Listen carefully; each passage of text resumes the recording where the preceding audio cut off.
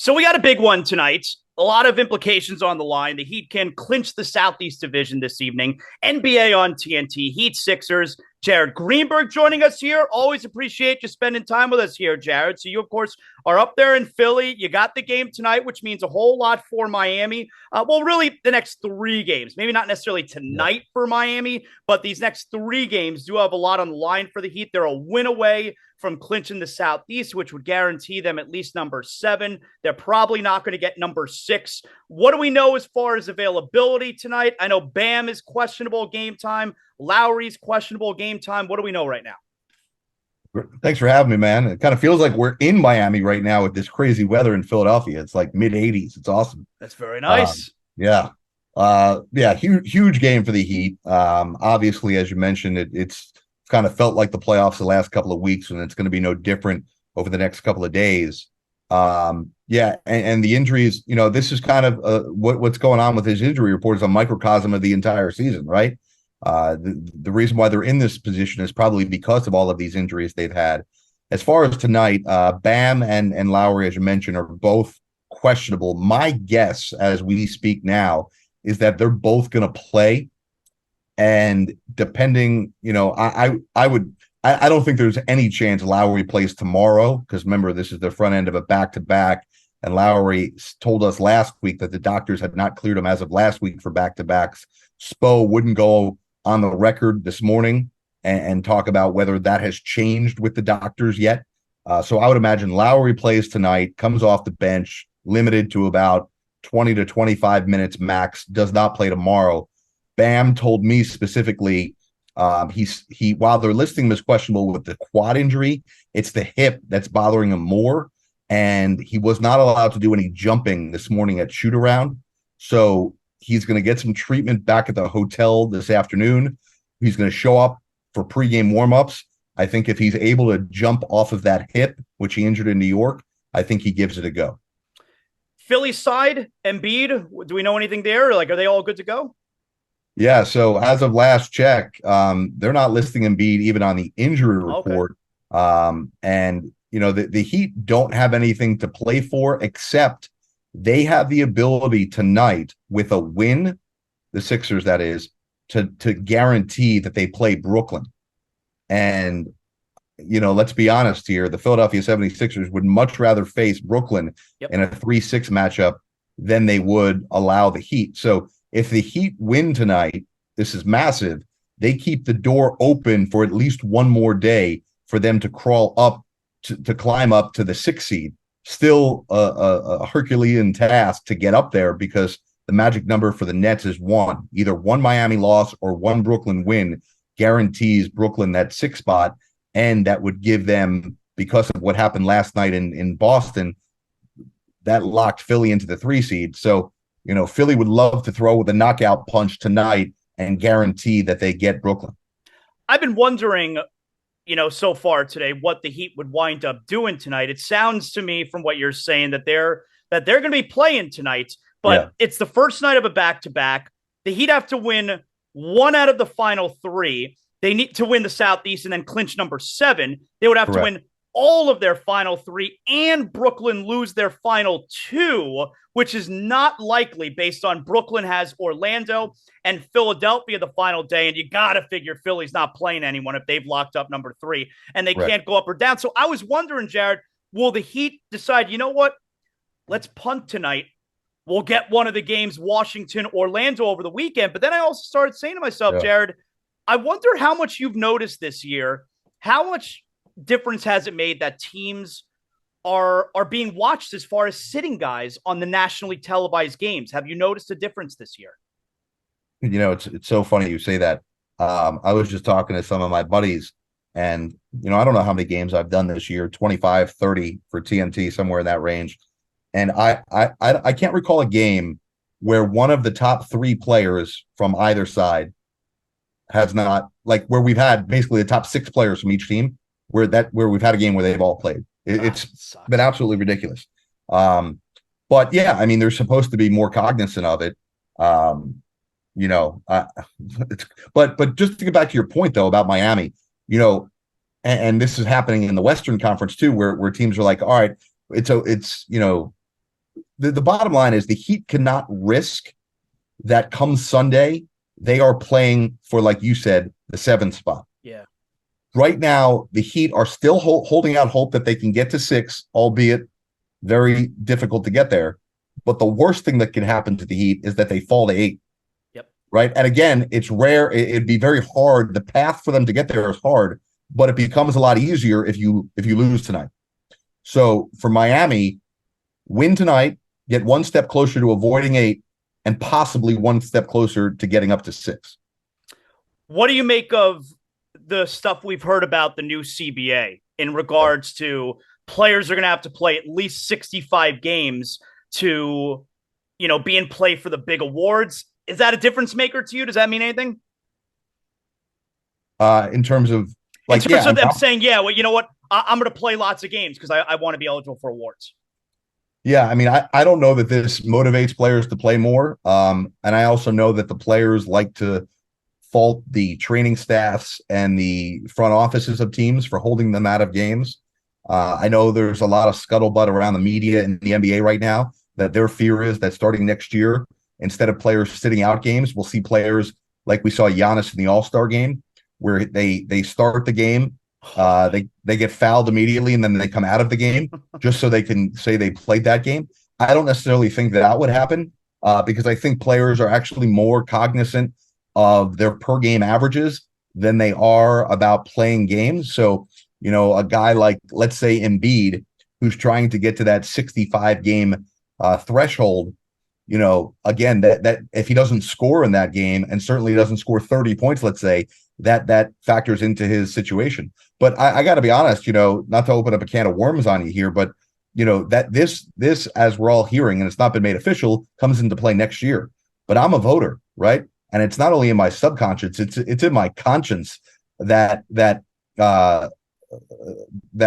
maybe I'm going to apply it to how I vote this year, right? Mm-hmm. And guys like Jimmy Butler down in Miami are certainly on the line of whether, you just look at his performance. Is he deserving of an all NBA spot? Absolutely. No question. Jimmy Butler, if it weren't for Jimmy Butler, the Heat would be talking about, getting Victor Wembanyama in the draft this year. So, but at the same time, Jimmy Butler has sat out some games that he probably should have played in, and that may cost him some votes. I totally agree with what you're saying about the players being super cognizant of their per game averages. I think it's why when there's like a back-to-back, let's say, if Jimmy's going to sit out the first night of a back-to-back, for example, you're telling me at halftime of the first night, Jimmy can't come out and give me 15 minutes in the second half and then play the second night? Well, I really believe the reason he doesn't do that is because, if he averages 22 points per game, maybe he only scores 11 in the second half, and now that brings down the averages. I think that's a major factor, Jared. No, I'm totally with you too, and that's why I think I've been a big promoted. I had a tweet that went around the basketball world a few months ago that I think the biggest thing that the NBA should do is kind of get rid of per game averages in terms of what's significant. Like to me, totals. Right. To me, the scoring leader is not the guy who averages the most amount of points. It's the guy who's the scoring leader. Who scores the most amount of points, right? Like baseball, we don't do, number of home runs divided by games played. Yeah. We do total home runs, and I don't understand why basketball should be any different. It's a great point.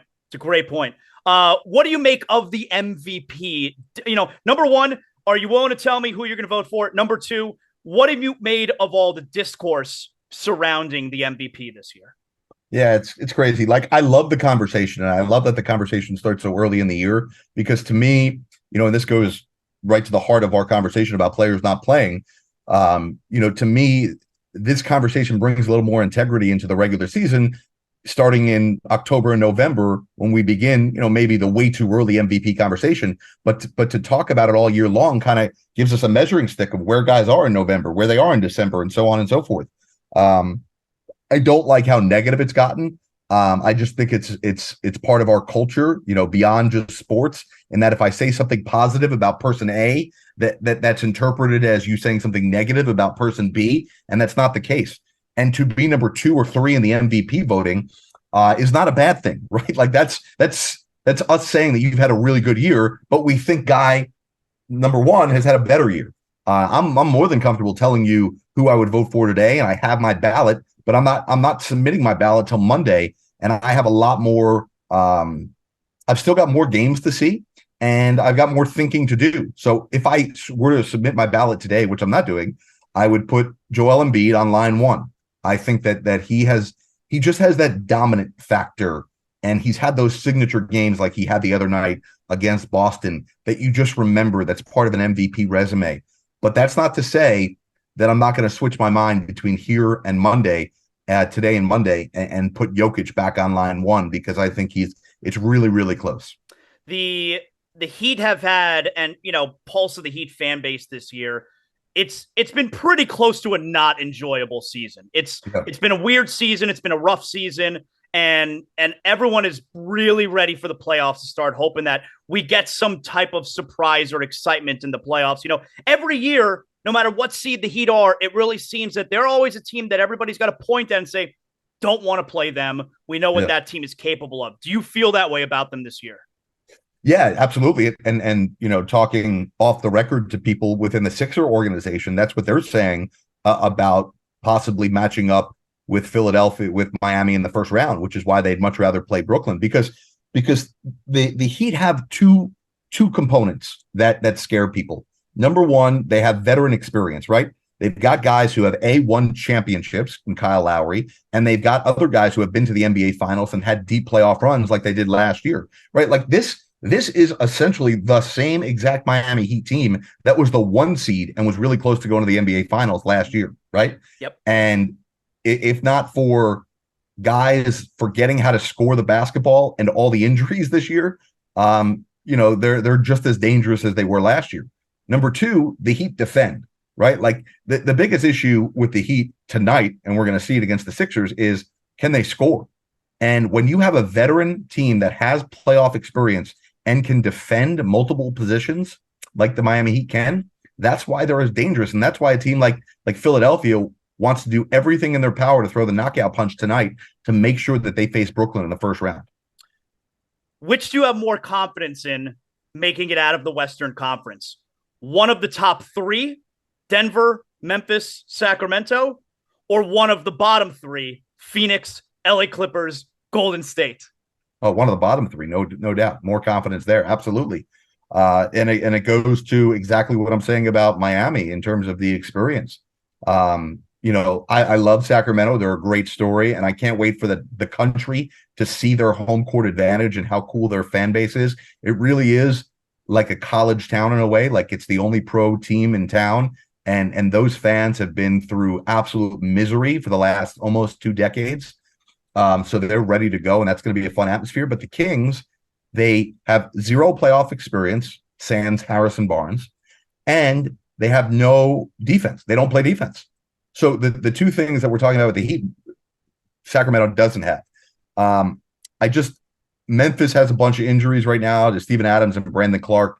And I'm just not in love with Memphis right now. And Denver, I don't know, like it's the weirdest 1 seed I've ever seen, where they're the 1 seed. They're the clear front runner in the Western Conference. We just have no confidence in them. Like if you put them up against Kevin Durant, Devin Booker, and Chris Paul, I'm taking Phoenix 10 times out of 10 times. And I just think I think the Clippers, if they get Paul George back, and that's a big if, they're as dangerous too. But I don't love the Clippers because they just have not put any. They don't put any value in the regular season, and that's going to cost them in the playoffs.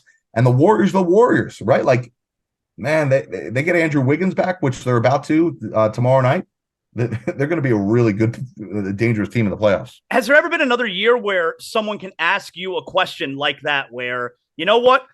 And you could answer like that, legitimately have so much more confidence in 4 through 6 representing the conference than 1 through 3. I can never remember a year like this. No, I can't either. And, it speaks to how teams treat the regular season, like the Clippers. It speaks to so much youth being depended on, and it speaks to injuries. There's been a ton of injuries this year. I'll leave you here with this one last question here, and pertains essentially to tonight's game. Philadelphia, is this the year that Embiid gets out of the second round? Because if they get out of the first round, they're still probably facing Boston, who, I understand what happened a couple nights ago, but Boston's owned them. Boston has owned them, and for as bad as Boston has looked in stretches this year, I still think they're the most complete team in the East. And you're right. We were just talking about this in our production meeting, getting ready for tonight's game on TNT. Whether Joel Embiid wins MVP or not, this is still going to be the case. But especially if he wins MVP, and listen, I'm the first one to argue it's a regular season award. What you've done in previous years doesn't matter. What you do in this postseason doesn't matter because we can't vote on that. But the pressure on Embiid is so freaking massive. He's never been out of the second round of the playoffs. And this is arguably the best complement of players he's had around him. And there's no more excuses. There's no more. And it doesn't matter if there's more injuries, because if there are, guess what? That's just your story. There's always wrong injuries at the wrong time for this team. And at this point, it doesn't matter. And you're right. I don't think they get past Boston.